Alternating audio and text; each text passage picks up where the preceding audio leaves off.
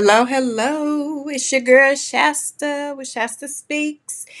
I'm back on here to talk about this article in Collider by Crystal Jordan. I think her name is Crystal XO on YouTube.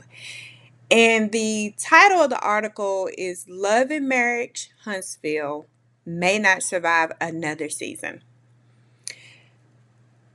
And I saw the title, I read the article, and I was like, damn. Do they survive another season? You know, I got some questions because this listen, this season has not, it just has not been good. And if you don't look at the ratings, that's all I'm gonna say. That's all I'm gonna say. The ratings tell the tale. Um, this season is not giving whatever I think they thought it was gonna give, and you know there is a question of whether it continues after this season. So I just want to give my little rundown on this article. um Please like the video, please subscribe to the channel, please hit, make sure your notification button is turned on so that as I am pushing out this content, you are the first to know. And support my little channel. Like I said, I'm a new channel, so definitely support, and I certainly appreciate it. Housekeeping. Everything in this video that I'm saying is alleged and in my very own opinion. Nothing more, nothing less. All right, so let's get into it. Does LAMH survive another season? Maybe. Maybe it can. But what do we need to see? What do we need to see that's different in order for it to survive? I tell you what I need to see. I need to see some accountability. I need to see some accountability for some of the really disgusting, well, one very big disgusting thing that we have saw, and that's the revenge P. We literally saw where someone was accused of it, they were charged with it, they were arrested for it and convicted. And they are still on our television screen. That's a problem. That's a problem. I don't know any other reality TV show or network that would continue to have that person on the show with the person that they were accused of doing that to. I think we all saw the thing that just happened with Kenya Moore. That's the most recent, thing that happened. And as far as we know, allegedly right now, she's not filming. She's not working. I don't know if it's forever, if it's for the moment, but I'm just saying, like, to me, that is a very slippery slope to be on. And I just don't know how, as a network, and how that production team is okay with that person still being there. So, and from what we saw, because I know that we're not privy to everything, and I get that. But from what we've saw, there's been no accountability for that. So I would definitely need to see some type of accountability for that to continue to ingest this show. I can't. I. I kind of came into it this season hoping that we were going to see something being done and some type of change of trajectory for the show. And that's not what we're getting. That's not what we're getting. We're getting a whole half of a season where people were attacking millimeters when the focus should have been on how can we support our castmate that just went through this horrific ordeal. I would have liked to have seen more um, discussions about maybe that or support services or, you know, how do you come out on the other side of something like that? You have to realize how, as a woman, how hurtful something like that is. You know, relationships break up all the time, divorces happen, and you end up going your separate ways. But you never expect for the person that you once loved with all your heart to be that vindictive to you. Like, I don't care what anyone says. That is a very hurtful thing.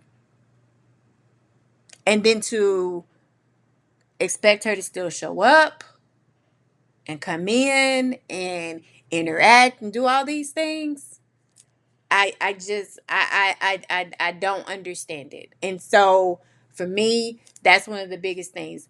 I would like to see some accountability. Um, Also, I would like to see the show start to pivot away from all of the mess. And it's like they're doubling down on the mess. The Destiny Moses Sunny storyline, mess. Because after this season, where does that storyline go? Are they still gonna be if it comes back next season? Is that still the storyline?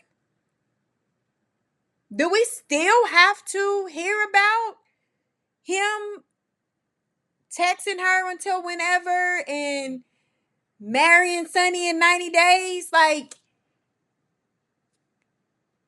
that's it doesn't make sense. It never made sense to me, if I'm just being honest. If I'm just being honest. It never made sense to me that Destiny was coming on to confront them about the fact that, you know, her and Moses had a situationship for 15 years and he didn't marry her, and he went over here and met this lady and married her in 90 days. And neither one of them went to her and talked to her about it now or gave her a heads up that it was happening. Now, them giving her a heads up, was that going to change the outcome? Because we're talking about grown adults. And so if these two grown adults decided that they were going to start a relationship, um, common courtesy, giving her a heads up, yeah. But does that change the outcome? No. They were still going to most likely end up in a relationship. So there's that. Then Sonny and Moses even agreeing to come on the show to deal with this is ridiculous to me. I'm not jeopardizing my marriage, and she's trying to get pregnant. I have a friend that went through IVF. That's a very strenuous process. The toll it takes on your body. And I can only imagine the stress that Sonny is now dealing with from being on the show. Why would you open yourself up to that? Why would you agree to come on this show for your marriage to be scrutinized? They hadn't even made it a year yet. And marriage is hard enough without all the outside noise. And you got all the outside noise in your marriage now. So that just never made sense to me. And then the other new couple, the Ken, Trish, Marquez, Are we invested in their storyline? No, I don't think. I'm not. I'm not. And then I think they added the whole Trish Martell thing in there for a little razzle dazzle. For what? That's so messy. And do not get me wrong. I like a little mess. But I like a balance of drama, mess, and then actual, some type of black excellence, uplifting, things of that, them doing different things in the community, you know, all of those things. I feel like there should be a healthy balance of all of that to make a successful show. Even Real Housewives of Atlanta, they've got their fair share of mess, but then there's also their fair share of other things that they're doing. It's not just mess all the time. And I feel like Love and Marriage Huntsville has gotten to a place where it's mess all the time. And it's time to pivot away from that a little bit. And what I'm afraid of is that Carlos King thinks that that's all people want to see. And so that's all he keeps pushing. And when he's getting different couples or looking for different cast members for the show, that's what they're looking for. More drama, more mess. If you don't have mess going on, they don't want you. And to me, that is just, it doesn't make for good TV. Because at some point, people really do get tired of the mess. And if they come back, what is the storyline for everybody else? What is the storyline for everyone? Because so far this season, what have we gotten from Kimmy and Maurice? Not a lot. Now, in this second half, they're supposed to touch on, I guess, his DUI. Okay. And then what? Marceau and Tisha. Are we going to get more about this whole thing that they've got going on with the church that's in either next door or close proximity to Black, and that whole issue and the issues they're having with the city? Because if we're not, then I don't know what that looks like. Or are we going to get, more focus on Tisha's little girl's hair care lines, maybe? More on, more intel on maybe the projects they have going in the city and things they're doing in the city, maybe. And then, you know, I do think, there's a lot that Mel could be bringing, but I think her hands are tied as to what she can bring and if she even wants to bring it. I feel like she's surrounded by people that don't see it for her. And I think she is finally recognizing that. And so while she's going along to get along, I think she's just gotten very tired of it. And so she's not going to put her all and bring everything she's got going on into there, whether it be different businesses or a love interest or anything, because more than likely it would get attacked in some way. And then you've got Mr. Holt. And I get it. I mean, I I listen, I don't know. I don't see it from Mr. Holt, and that's just how I feel. I don't see it from Mr. Holt. And that's just based off of what I've seen season after season. That's just based off of the lack of respect that I feel like he has for just women in general. The way he behaves and yells, and those are things like, so many times we saw him get so irate on this show. And it's like, wow. Again, no accountability. You got men holding him back from women. And it's like, what? What are we watching? So I don't really care. I don't care to see what he has going on. I guess it's the best. And that's just me. I don't care to see what he has going on. I don't. Um, so does it survive another season? I tell you one thing. Without the support of the millimeters, it probably won't. Because they have been a big part of that fan base. And I don't know, even if Mel steps away from the show, if Martell steps away from the show, then what?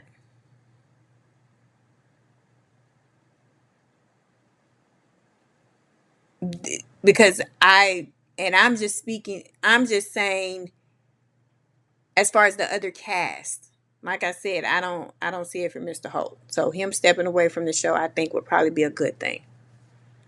But can the remaining cast carry Love and Marriage Huntsville? Can they? And carry it enough to where there's the right mix of drama, there's the right mix of, you know, business and community stuff, and the right mix of mess. Because then that requires all of them to really step up to the plate and put they stuff on Front Street. And what we've seen season after season is that they don't like putting their stuff on Front Street. Down, baby. They don't put all that stuff on Front Street. And if you step up into that spot because you've pushed others out, you got to be prepared to bring it.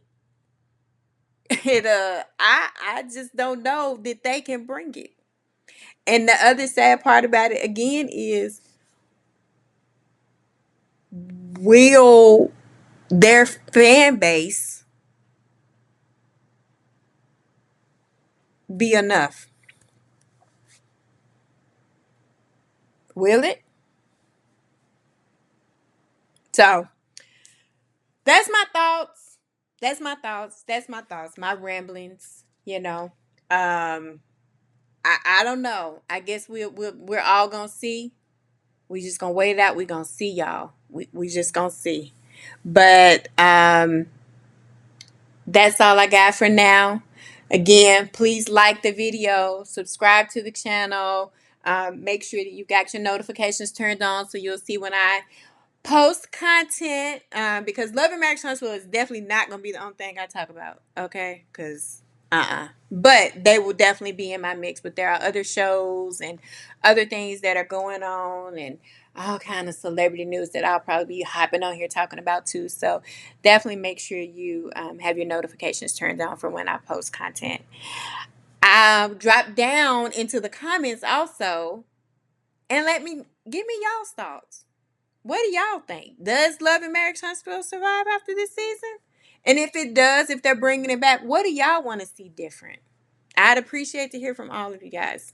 Thank you so much for listening. I holla.